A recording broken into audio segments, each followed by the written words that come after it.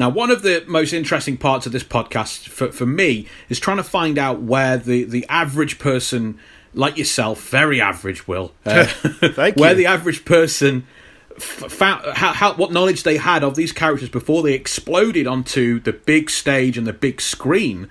And I mean, with some of these characters we've done already, it was Thor, it was Captain America, it was Iron Man, who have had toys, who have had cartoon appearances, TV movies. Blade's a very different creature, if to make a pun here. So I want to know, did you, before this movie came out, did you have any knowledge, or was there anything about Blade that you had already come across, or was it just the movie? Absolutely nothing. As far as I'm concerned, this movie was coming off the back of the trend of vampire stuff like Buffy the Vampire Slayer we had in the 90s and everything else that was coming out because of that. That's what it was to me. So many people said the same thing, to the point where I don't know if people who are fans of this know it was connected to the Marvel Universe at all, to Marvel comic books at all. No, because no idea. Absolutely no idea whatsoever. I don't think they mentioned it in any of the regular promotion. I'm sure when there were little interviews with people, they would have said in an interview, "Oh yeah, and it comes from this comic book from the 70s." But it's not like it was from the people that made, that wasn't part of it, was it? It was, and I think to your point it was a really great point. The 90s were owned by vampires. Yep.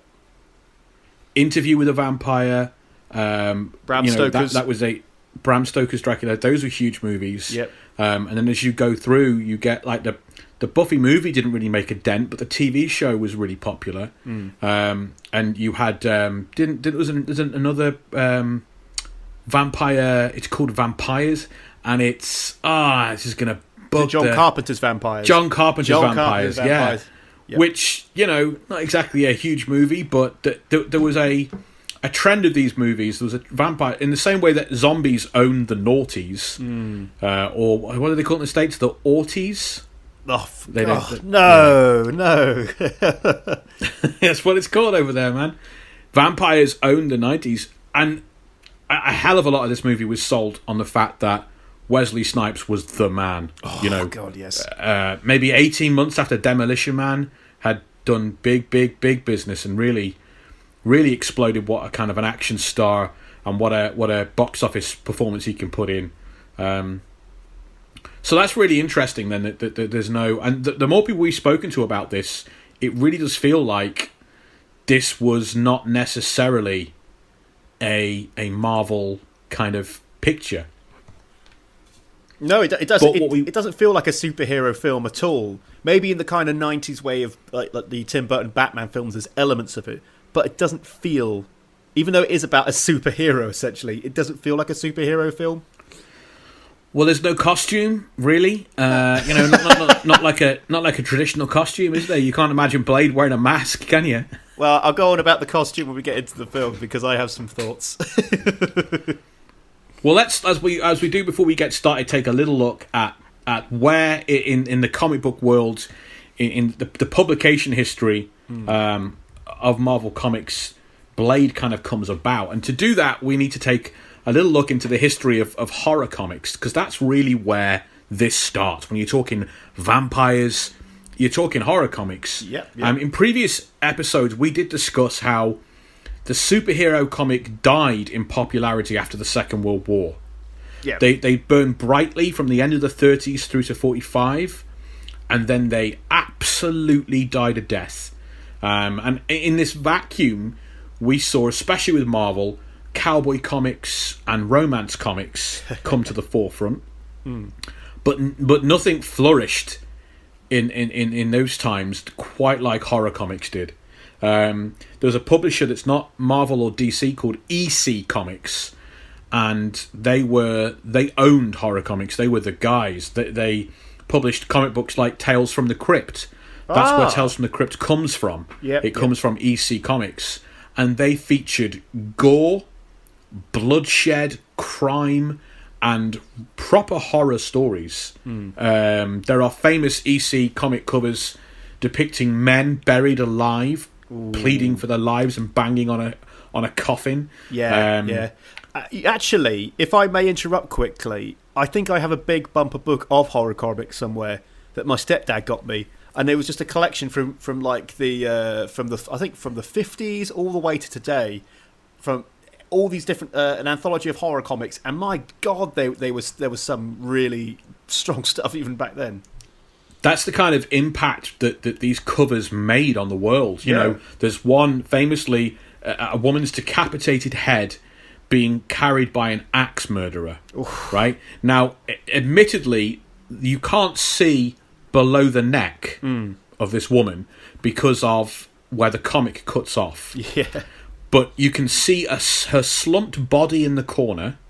Again, shadow covers the top bit.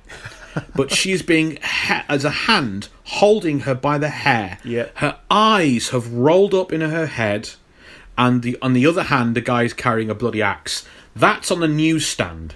Wow. In the comic book newsstand next to Batman, Superman. You know? And there was a big public outcry all over America about this trend of horror comics. It's kind of led by a guy called Frederick Wortham, who was a psychiatrist, and he wrote this book called The Seduction of the Innocent, which we briefly mentioned in the Captain America episode. The book is all about how dangerous comic books were. It alleges that Batman and Robin are kind of gay lovers, and there's a pederast angle on it. It talks about the same with Captain America and Bucky, that the depictions of young boys doing these kind of things and being this close to older men is not cool. And hey, you know what? He's right. It's pretty weird. It is. But it really banged the drum that these crime comics were really big as well. It banged the drum that these comic books were dangerous, and this was a big deal. Crime and horror comics were banned in cities across America. Texas, Houston and Texas banned it. Oklahoma City banned horror and crime comics, and others as well. There were public burnings in the 50s, less than 10 years removed from those public burnings we saw the Nazis do of books. Oh, there God. are public burnings in the same way they had for remember the Beatlemania? There was the backlash against Beatlemania, especially when they compared themselves to Jesus, or didn't, but there you go. There were public burnings of Beatles records. There were burnings of comic books across America. In April of 1954, there was a Senate subcommittee on juvenile delinquency. They held hearings in the same way they did for the mob. There's a Senate subcommittee on juvenile delinquencies investigating comic books. It disrupts the whole industry, and they what they do is they come up with the Comic Book Code Authority, which is a regulatory body to try and clean up comic books, and it bans outright and completely depictions of werewolves, ghouls, zombies, and vampires. Horror comics are dead and buried. EC goes out of business, and you do not see a vampire in a comic book from 1954 through to 1972-ish, 71, 72. Yeah. They started to relax the code. Hammer horror movies became big. Yeah, there we go. And suddenly, vampires and Frankenstein and werewolves kind of popular. So the Comic Book Code Authority kind of says, oh, well, we'll relax the rules, and you can depict vampires if it's in the classic sense.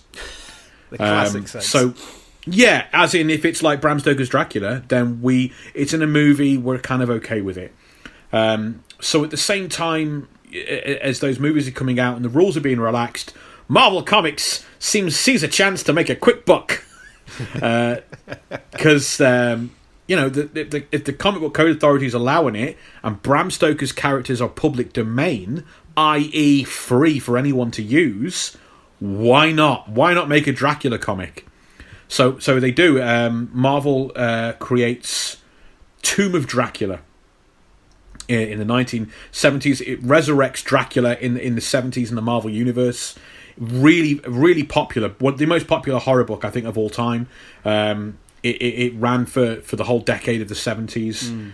And very quickly, a very talented writer called Marv Wolfman, and that's genuinely his surname.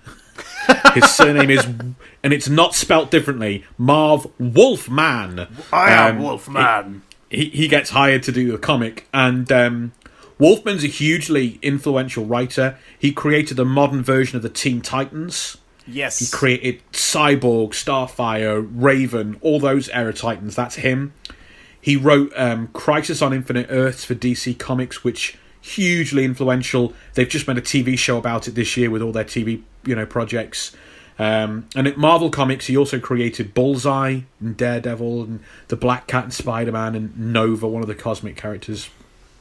Early on in his career in the 70s, he takes over Tomb of Dracula, and in issue 10, he introduces a jive-talking black vampire slayer who joins the cast of Tomb of Dracula as these gang of vampire hunters chase Dracula across Europe, trying to kill him.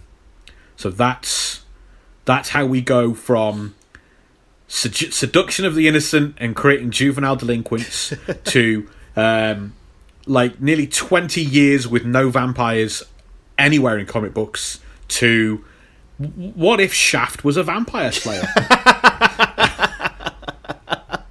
What if Shaft was... What a question to ask.